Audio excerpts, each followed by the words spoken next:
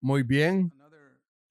Otro aspecto del nuevo pacto en comparación con el antiguo pacto es, en el antiguo pacto era una vida individual delante de Dios. No necesitabas a nadie más.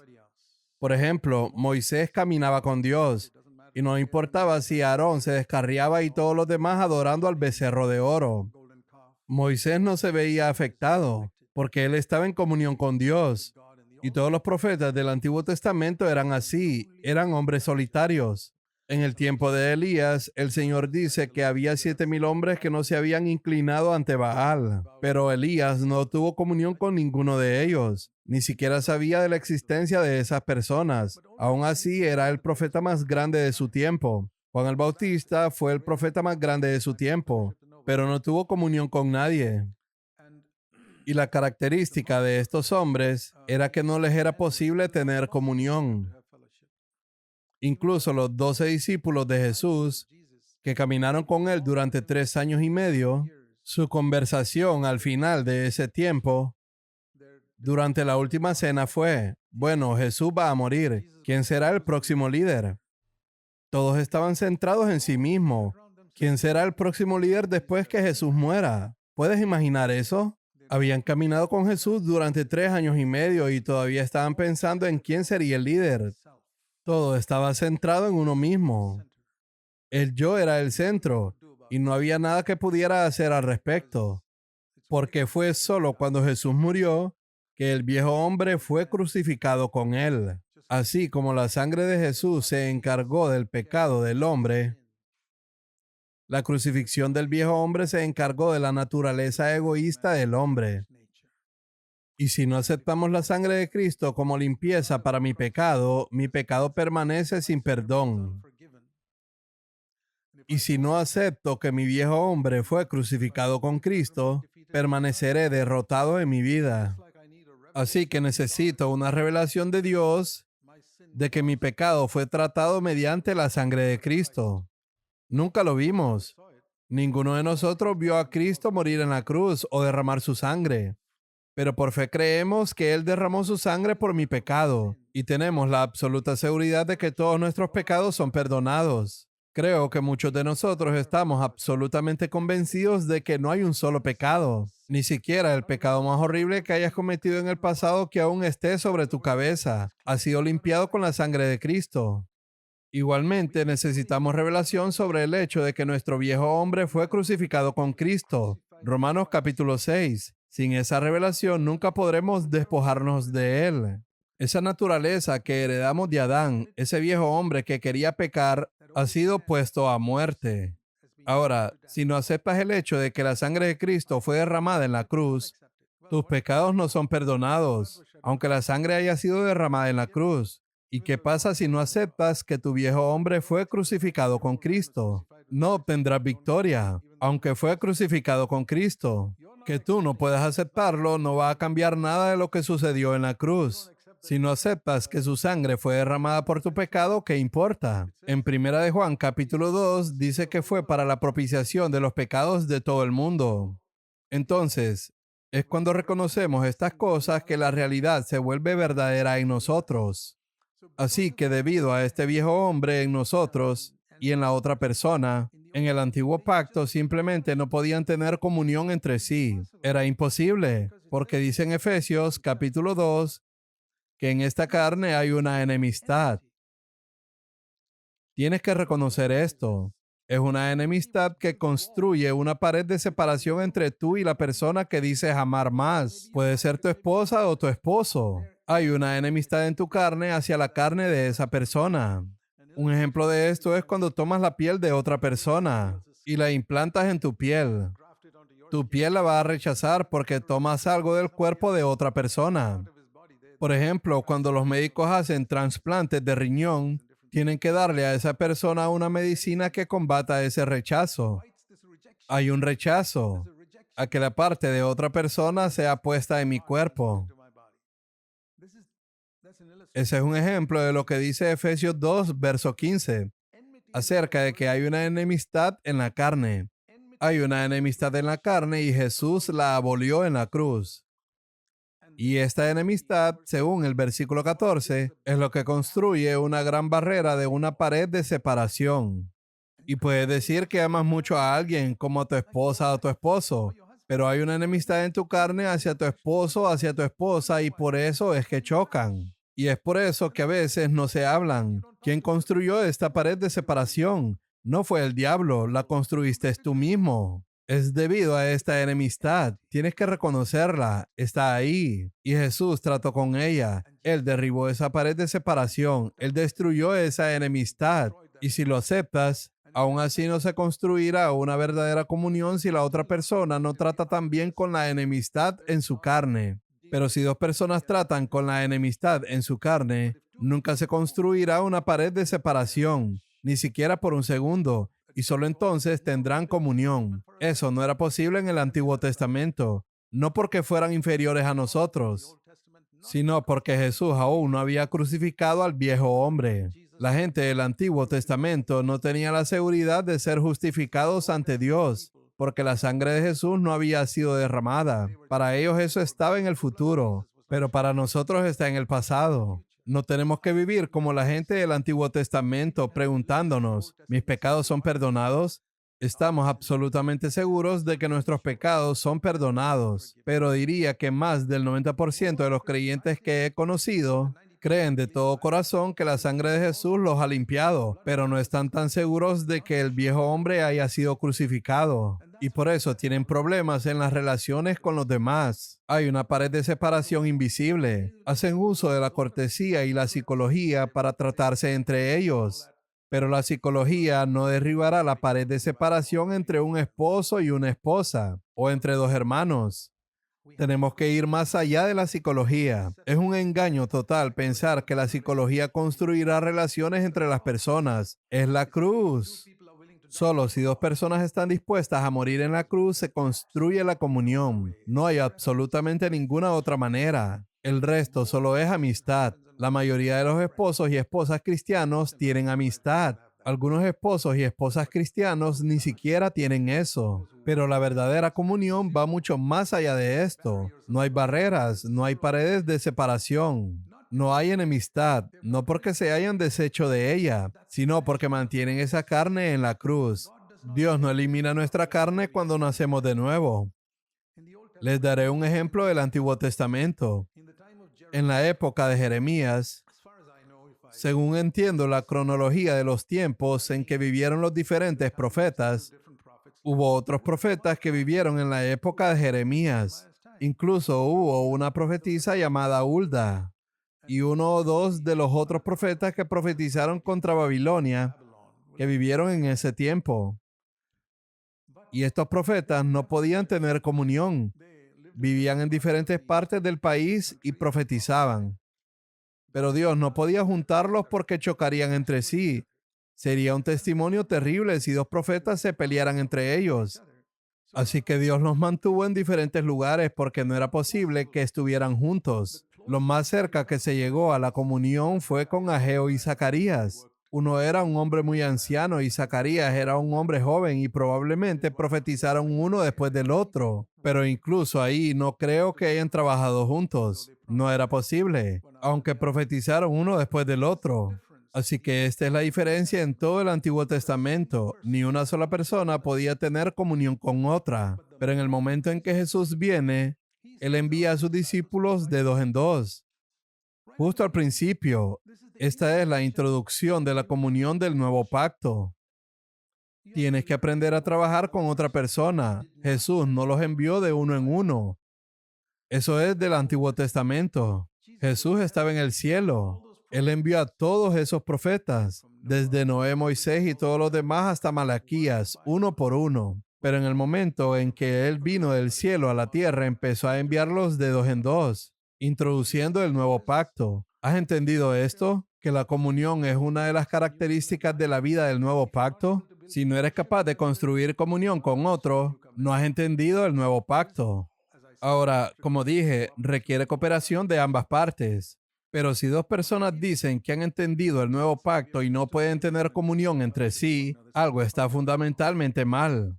Si un esposo y una esposa se sientan aquí en esta iglesia, llamándose miembros de la comunión cristiana del nuevo pacto, y no pueden tener comunión entre sí, algo está mal. Eso es simplemente hipocresía. Es hipocresía decir que hay comunión del nuevo pacto en un hogar donde no hay comunión entre dos personas. Así que tenemos que luchar por esto y decir, Señor, quiero entrar en esta vida del nuevo pacto, que no es esa vida santa e individual de un hombre que se va a solas con Dios, o un Isaías o un Juan el Bautista solos en el desierto, sino personas que se unen.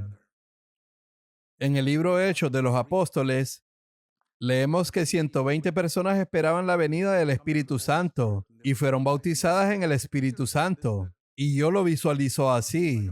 Es como 120 trozos de hierro repentinamente arrojados al horno del Espíritu Santo y que salen como una sola pieza. Así es como Dios quiere que seamos en la iglesia. No es que no tengamos diferentes puntos de vista y todo eso, pero hay una unidad interior. No es solo teoría, debe ser práctica. Y la única forma en que podemos lograrlo es tomando la cruz cada día y haciendo morir esa carne en nosotros. Eso que fue logrado en la cruz, debemos aplicarlo a nosotros mismos cada día, así como la sangre de Cristo. Necesitas la sangre de Cristo cada día de tu vida para limpiarte incluso del más mínimo pensamiento de pecado. No puedes permitirte vivir un solo día sin la sangre de Cristo. Necesitas reconocer tu pecado. Y aunque no seas consciente de pecado, hay pecado inconsciente en nosotros cada día. Por eso creo que debemos orar. Padre, perdona nuestros pecados cada día. Danos hoy el pan nuestro de cada día. Y perdónanos nuestros pecados. Creo que ambos están relacionados con acontecimientos diarios. Quizás puedas vivir un día entero sin pecar conscientemente. Eso es posible, pero no inconscientemente. Inconscientemente estaremos pecando hasta el día que Jesús venga. Y por eso necesitamos pedirle a Dios que nos limpie. Debemos caminar en la luz. Y caminar en la luz significa que estoy libre de pecado consciente. Primera de Juan 1, verso 7 dice, la sangre de Jesús nos limpia. ¿De qué? Ya estoy libre del pecado consciente, estoy caminando en la luz, pero también me limpia del pecado inconsciente que me impide acercarme a Dios. Así que camino en la luz, libre de pecado consciente, pero la sangre de Jesús todavía necesita limpiarme. De la misma manera, necesito tomar aquello que se logró en la cruz y hacerlo una realidad en mi vida. Gálatas 5, verso 24 dice, pues los que son de Cristo han crucificado la carne. Es una actitud permanente que tienen hacia la carne. La carne con sus pasiones y deseos en lo que a mí respecta está crucificada y vivo en esa promesa de Gálatas 5, verso 24 cada día. Y si la otra persona también vive en esa posición, cada día tendremos una comunión gloriosa, incluso cada esposo y esposa.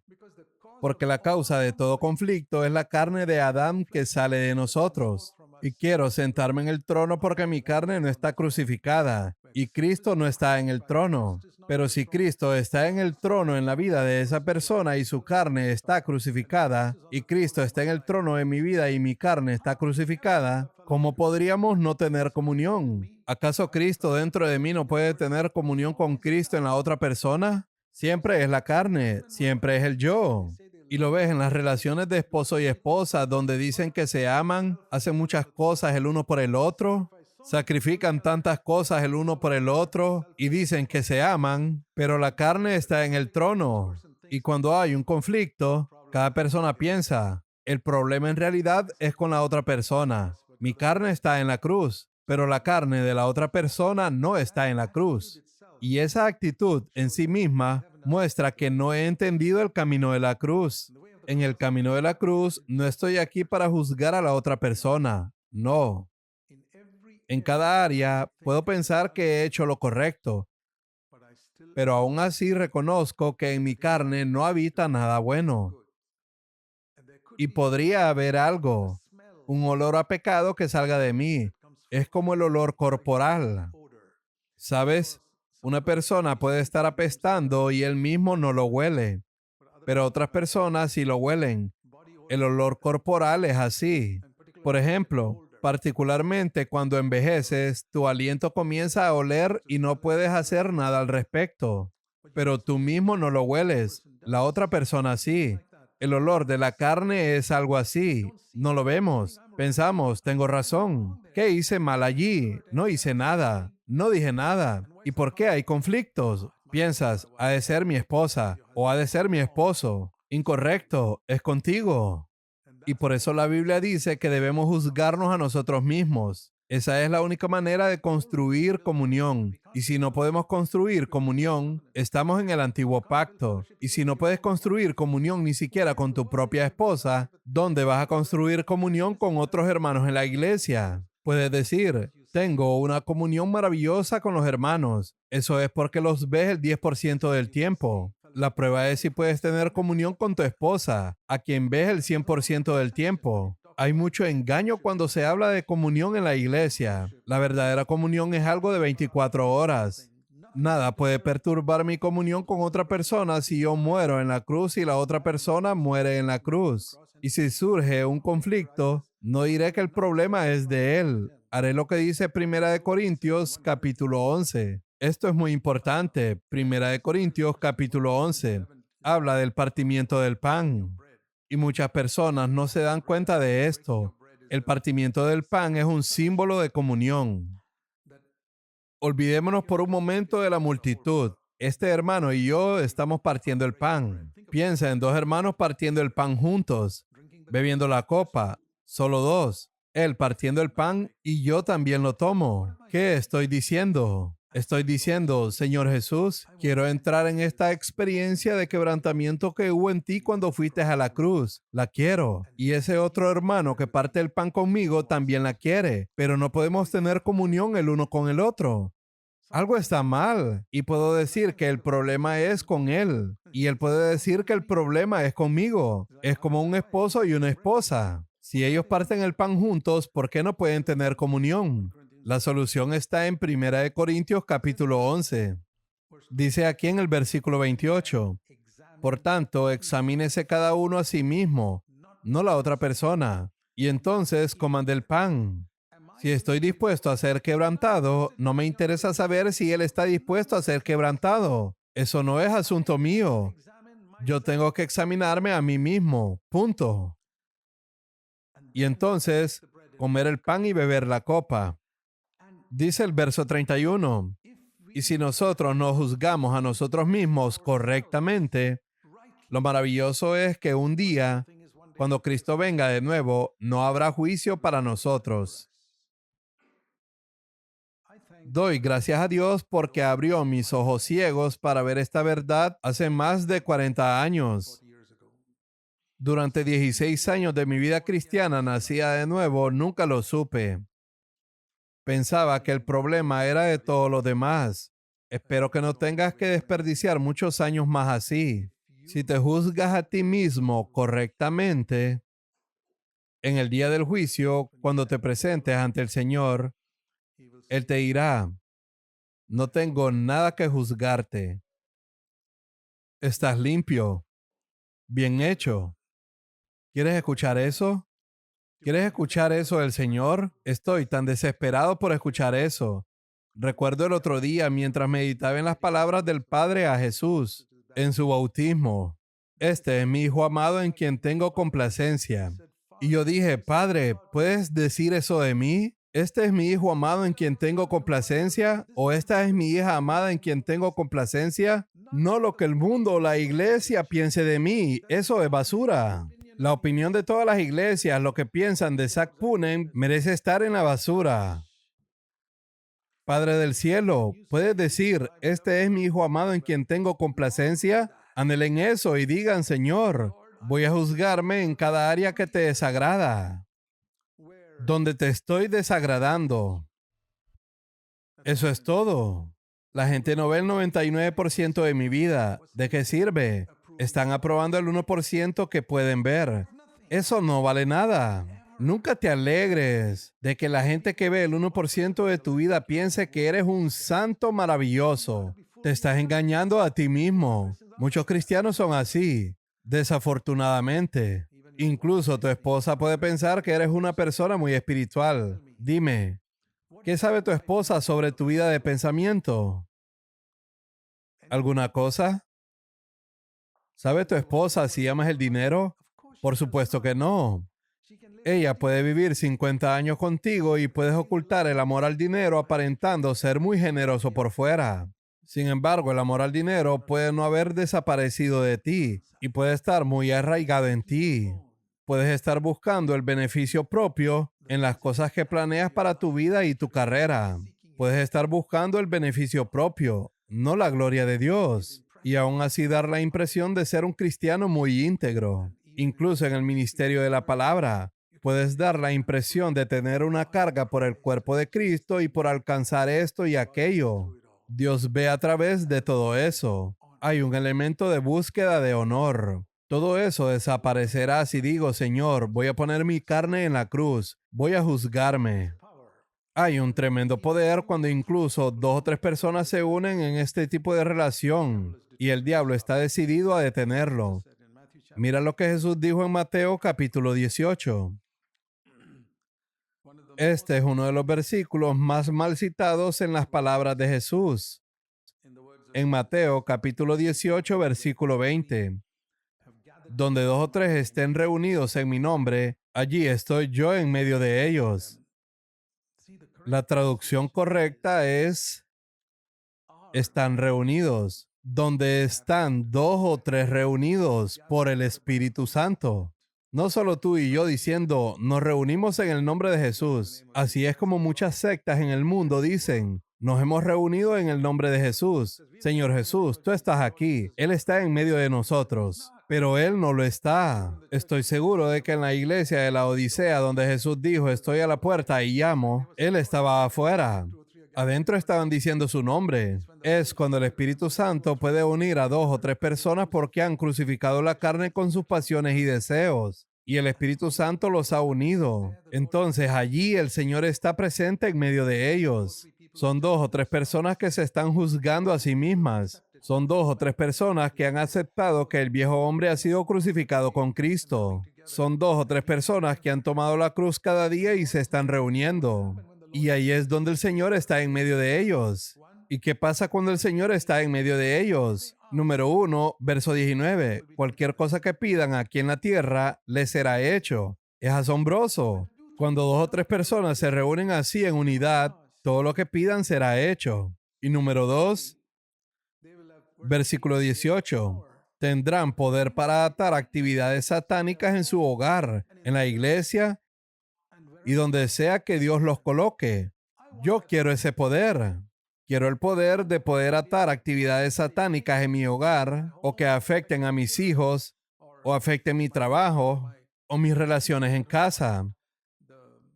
Quiero tener el poder para expulsar las fuerzas satánicas de mi hogar y de la iglesia donde Dios me ha dado responsabilidad. Y creo que eso es posible si somos 2 o 3. Por eso no es posible con uno. Nadie pudo hacerlo en el Antiguo Testamento. Por eso Dios no permitió que ningún profeta del Antiguo Testamento se enfrentara a Satanás, ni uno solo. Si lees la Biblia desde Génesis en adelante, Satanás aparece en Génesis capítulo 3, engañando a Adán y Eva. La siguiente vez aparece en Mateo capítulo 4, enfrentándose a Jesús. Satanás no aparece en el Antiguo Testamento. Dios no permite que seamos probados más allá de nuestra capacidad. Él no permitió que Satanás se acercara a ningún profeta en el Antiguo Testamento. Jesús vino y venció a Satanás. Y ahora nos permite enfrentar a Satanás, vencerlo en nuestro hogar y en la iglesia. Eso solo es posible como un cuerpo. ¿Puedes ver por qué Satanás está tan en contra de que el cuerpo de Cristo sea edificado? Y en este cuerpo de Cristo tenemos que meditar mucho en 1 Corintios capítulo 12, donde diferentes personas tienen diferentes dones. El oído no tiene celos del ojo, el pie no tiene celos de la mano, y se reconoce que esa persona tiene un don que yo no tengo. Y estoy dispuesto a cooperar y apoyar. Nadie está compitiendo. Nadie está tratando de levantarse y mostrar que es mejor predicador que otra persona. Cualquiera que tenga el más mínimo pensamiento como ese, puedo decirle que no ha entendido ni lo más básico del cuerpo de Jesucristo. ¿Qué parte del cuerpo está tratando de mostrar? Soy mejor que la otra parte. Por ejemplo, yo firmo mis cheques con la mano derecha. Y supongamos que la mano izquierda se pone celosa porque la mano derecha está haciendo las firmas. Y un día la mano derecha se lesiona y está vendada. Y la mano izquierda dice, ahora es mi oportunidad de demostrar que yo también soy alguien. Firma el cheque, pero el banco dice, no reconocemos su firma. Pero la mano izquierda no se comporta así. Cuando la mano izquierda ve que la mano derecha está lesionada, hace todo lo posible por ayudarla y recuperarse lo antes posible. ¿Ves una iglesia así? Donde hacemos todo lo posible para promover a ese hermano que tiene un don mayor que el mío. Y yo quiero quedarme en segundo plano. Incluso Jonatán pudo hacer eso en el Antiguo Testamento con David. ¿Por qué no podemos hacerlo nosotros en el Nuevo Pacto? Donde no estoy pensando en mi don o pensando que soy superior a esa persona, sino en cómo puedo bendecir a la gente. Hermano, si piensas así, eres un obstáculo para el cuerpo de Cristo. Eres un cáncer en el cuerpo de Cristo. Hay muchas personas talentosas que son cánceres en el cuerpo de Cristo porque se están promoviendo a sí mismas. Siempre están pensando en su talento, en lo bien que cantan, en lo bien que predican o en lo bien que hacen esto y lo otro. Son el mayor obstáculo para el cuerpo de Cristo, porque en el cuerpo de Cristo las cosas funcionan de manera muy distinta. Es exactamente como el cuerpo humano. Y dice en 1 Corintios capítulo 12, verso 24 y 25, Dios ha dispuesto los miembros de nuestro cuerpo, dando mayor honra a los miembros que menos tenían, a fin de que no haya división en el cuerpo. Medita en esos dos versículos. ¿Cómo asegura Dios que no haya división en el cuerpo de Cristo? La división en la iglesia es uno de los problemas más grandes en todo el mundo. ¿Cómo te aseguras de que no haya división? No me refiero a la división externa que es visible para todos, sino la división interna. Es dando mayor honra al miembro que carece de un don. ¿Por qué dice que el esposo debe honrar a su esposa, reconociendo que es un vaso más frágil? Debe vivir con ella de manera comprensiva, reconociendo que es un vaso más frágil. En otras palabras, no debería estar presumiendo ante su esposa todo el tiempo lo capaz, lo inteligente y espiritual que es. Esa no es la manera de construir una relación con tu esposa en absoluto. No quieres que tu esposa esté impresionada con tu espiritualidad. Quieres construir comunión con tu esposa. Muchas personas que escuchan estas cosas no las practican. Dios da mayor honra al miembro que le falta. Señor, ¿por qué haces eso? Para que no haya división en el cuerpo. Quiero preguntarte, ¿cuánto estamos haciendo nosotros para dar mayor honra a aquellos que carecen? ¿Ves cómo los graduados universitarios siempre se juntarán con graduados universitarios del mismo nivel y no se rebajarán a mezclarse con personas que nunca fueron a la universidad? Porque dicen, no pueden hablar ni tener comunión a mi nivel. ¿Cómo se va a edificar el cuerpo de Cristo así? Imposible, ni en 100 años. Podemos hablar de cosas espirituales con personas de nuestro mismo nivel intelectual y pensar que estamos edificando algo. Eso es absurdo. Estará formando un grupo de escribas que pueden analizar muchos versículos. La iglesia se edifica con gente sencilla, cuyos corazones son justos, no cuyas cabezas son inteligentes. Y creo que incluso aquí eso es un peligro. Puedes tener comunión con gente inteligente y crees que estás edificando el cuerpo y poder realizar análisis maravillosos de muchos versículos. Eso no edifica el cuerpo, solo estimula tu inteligencia y la de las otras personas. La comunión es algo mucho más profundo. Cuando aprendemos a dar más abundante honor al miembro que carece, cuando amamos a los niños y queremos hablar con los niños. Si solo quieres hablar con los adultos, eres como un fariseo. Jesús amaba a los niños, le encantaba hablar con los niños. A los fariseos no, ellos solo querían hablar con la gente de su mismo nivel. A veces pensamos que siempre es por tener comunión con personas muy espirituales que nos volvemos espirituales. Eso no es cierto. Es parcialmente cierto, pero también podemos volvernos espirituales al tener comunión con miembros que carecen de dones, porque Dios ha dado honor a esa persona y puede bendecirme de alguna manera. Lo he visto a lo largo de los años. No estoy predicando teoría. Muchas personas en nuestras iglesias en la India, como he dicho antes, algunos ni siquiera saben leer ni escribir, y para mí son iguales a los que tienen doctorado, porque es tomar la cruz y hacer morir la carne lo que trae comunión. Así que, hermanos y hermanas, Hemos pasado 7 semanas con 14 sesiones diferentes sobre el antiguo y el nuevo pacto. Espero que no piensen que ya lo han entendido todo. Si vienes delante de Dios y dices, Señor, apenas estoy comenzando a ver algunas cosas y necesito verlas más claramente. Muéstrame las cosas que van más allá de todo lo que hemos escuchado en estos días. Como les dije, esto es solo el comienzo. Que Dios les bendiga a todos.